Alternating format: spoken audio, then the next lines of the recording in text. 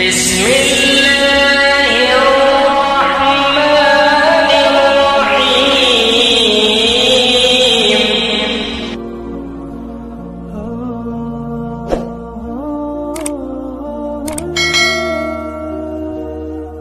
اب ہم اس کے بعد ایک بچے کو تقریر کے لیے آواز دیتے ہیں، اور اس بچہ عزیزم محمد حافظ بن محمد شمشاد صاحب کا صاحبزادہ، میں آواز دیتا ہوں کہ تشریف لائیں اور اپنی تقریر پیش کریں۔ عزیزم محمد۔ السلام علیکم ورحمۃ اللہ وبرکاتہ۔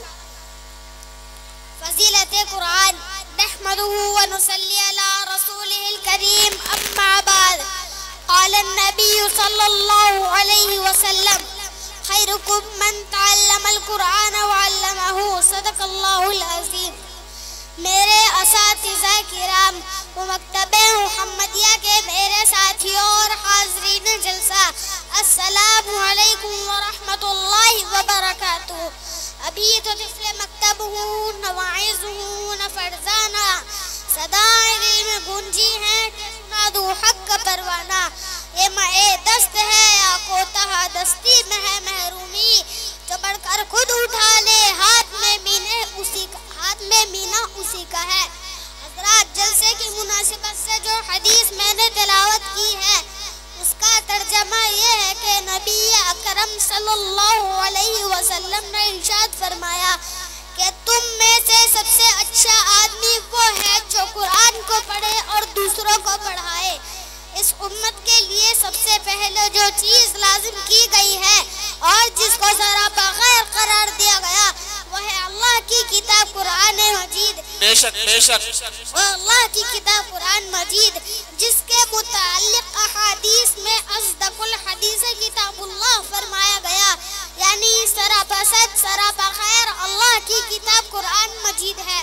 حاضرین جلسہ، قرآن مجید دو چیزوں الفاظ و معانی کا مجموعہ ہے، اور یہ دونوں منزل من اللہ ہے، دونوں ہی اللہ کی طرف سے نازل ہوئے ہیں۔ الفاظ قرآن جب نازل ہوتے تھے اسے جوں کا تو رسول اللہ صلی اللہ علیہ وسلم صحابہ کرام اور حاضرین کو سنا دیتے تھے، کوئی لفظ کم کرتے نہ زیادہ۔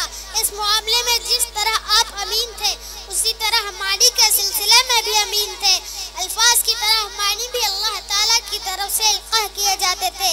اللہ تعالیٰ کی طرف سے آیت کا جو مقصد مطلب وہ معنی آپ صلی اللہ علیہ وسلم نے قلب مبارک پر القاء ہوتا، آپ اسی کو روایت فرما دیتے، اپنی طرف سے کوئی معنی بیان نہیں فرماتے۔